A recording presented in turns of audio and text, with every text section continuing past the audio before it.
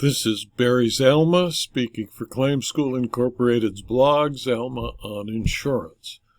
Today we're going to talk about the imposter and whether or not an imposter can be a customer of an insured, and whether theft by an imposter, by fraud, trick, or device, is a risk insured against by a basic commercial property policy.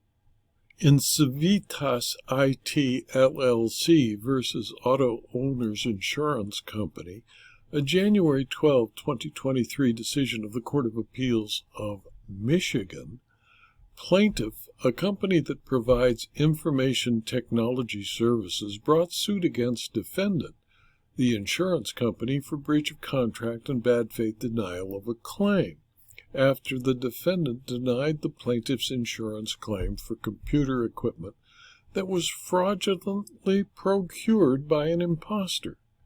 In July of 2020, plaintiff received an inquiry from an individual purporting to be from the purchasing department of Macomb County. The individual stated that Macomb County was interested in purchasing new computer equipment and asked the plaintiff to facilitate the transaction. Plaintiff did so, only to later discover that Macomb County never ordered the equipment. Plaintiff submitted a claim for the loss to the defendant insurance company for $165,195, which the insurer denied. In the trial court, the defendant moved for summary judgment, asserting that the insurance policy did not cover plaintiff's loss because the policy explicitly excluded any loss that was the result of voluntary parting with any property by you to anyone else to whom you have entrusted the property, if induced to do so by any fraudulent scheme, trick, device, or false pretense. Plaintiff argued that the loss was covered by the accounts receivable endorsement, which stated that the defendant would cover all amounts your customers owe you that you cannot collect. In response, the defendant asserted that the imposter that obtained the computer equipment was not a customer, and therefore the endorsement did not apply. The trial court concluded that the policy did not cover the loss because the account was not an account receivable, and thus the court granted the defendant's motion for summary disposition. An insurance policy is read as a whole, and meaning should be attributed to all terms.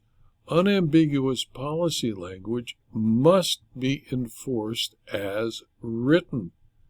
In the accounts receivable endorsement, the defendant agreed to cover all accounts your customers owe you that you cannot collect and other expenses you reasonably incur to reestablish your records, which result from direct physical loss or damage to your records of an account receivable.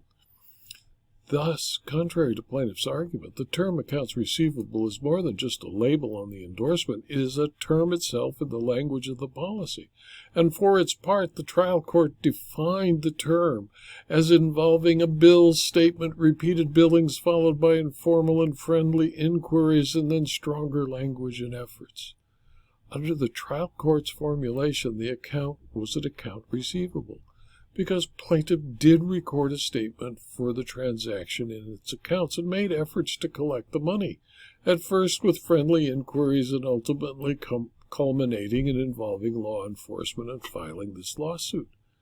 Even though the account itself was an account receivable, it was not an account receivable with a customer. The question of whether the imposter was a customer under the policy required the Court of Appeal to address three questions.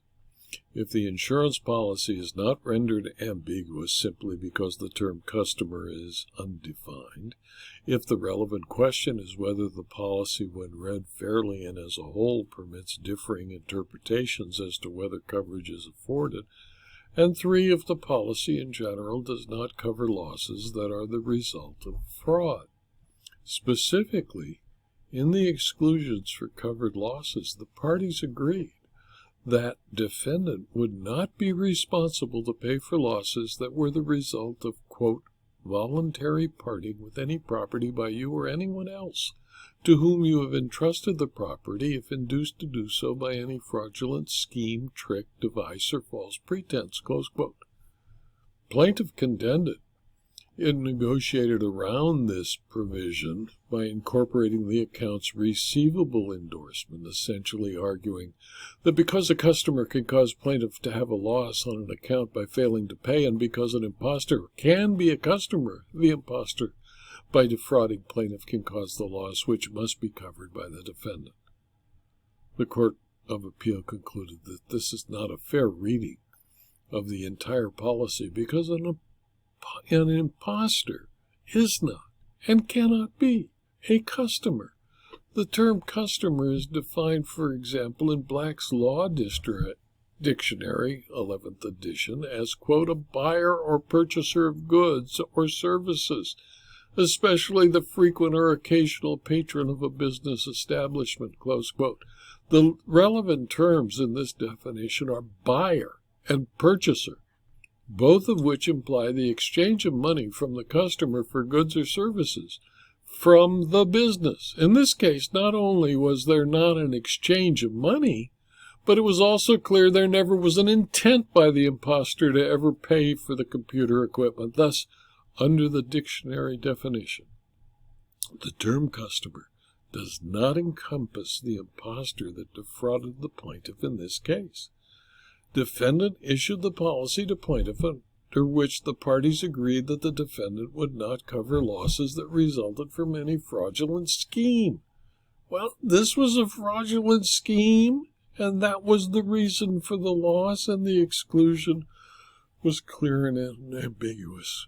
In my opinion, insurance is a contract designed to indemnify an insured against fortuitous losses. However, even if a fraudster obtains a product by tricking the insured into believing they were selling it to a city, it was defrauded, and that person was not a customer because he or she never intended to purchase the computer equipment. They intended to steal it, and they succeeded. The fraudulent scheme, trick, device, or false pretense exclusion is hoary with age and fits the facts of this claim perfectly. This video was adapted from my blog, Zalma on Insurance, which is available free to anyone who clicks on the URL zalma.com/blog. You can subscribe to the blog and will be advised by email of every new blog posting, usually 5 a week, sometimes more. And you could also subscribe to the videos at rumble.com or youtube.com. And if you like them, please click on the like button or the rumble button as you do. And if you found these videos to be interesting or useful to you, please tell your colleagues so that they can also subscribe and be able to view the videos or read the blog postings. Thank you for your attention.